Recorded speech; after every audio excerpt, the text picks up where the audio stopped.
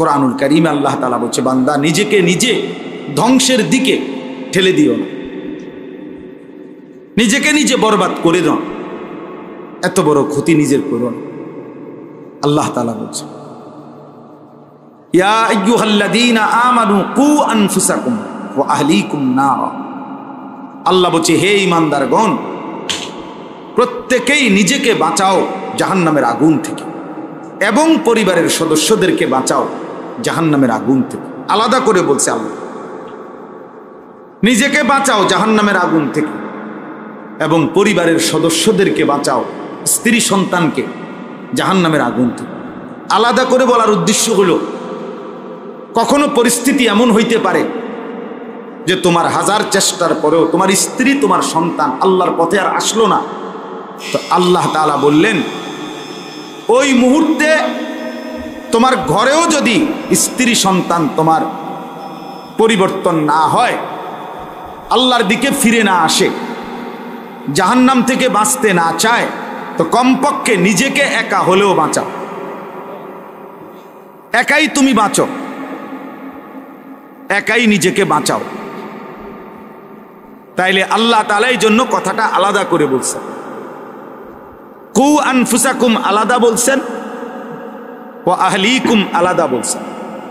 তোমার নিজেকে বাঁচাও, এরপরে বলছেন এবং তোমার পরিবারের সদস্যদেরকে বাঁচাও। এই জন্য ভাইয়া, এই পৃথিবীর কেউ যদি তোমার কথা না শুনে, এমনকি তোমার ঘর, তোমার পরিবার, তোমার স্ত্রী সন্তান, আল্লাহ তাআলা বলছে তবুও মুমিন নিজেকে বাঁচাও, একাও বাঁচাও,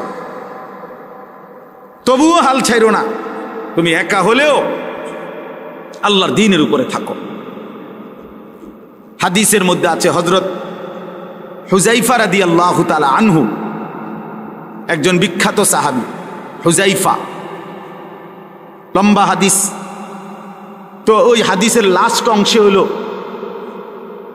এই সাহাবী নবীজি সাল্লাল্লাহু আলাইহি সাল্লামকে একদিন জিজ্ঞেস করছেন, ইয়া রাসূলুল্লাহ,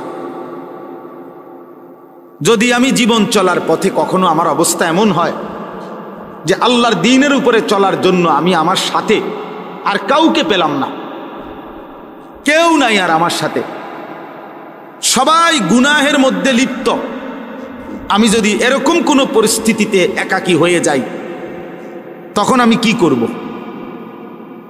নবী সাল্লাল্লাহু আলাইহি ওয়াসাল্লাম বলছেন, ফাতাজিলিল ফিরাকা কুল্লাহা।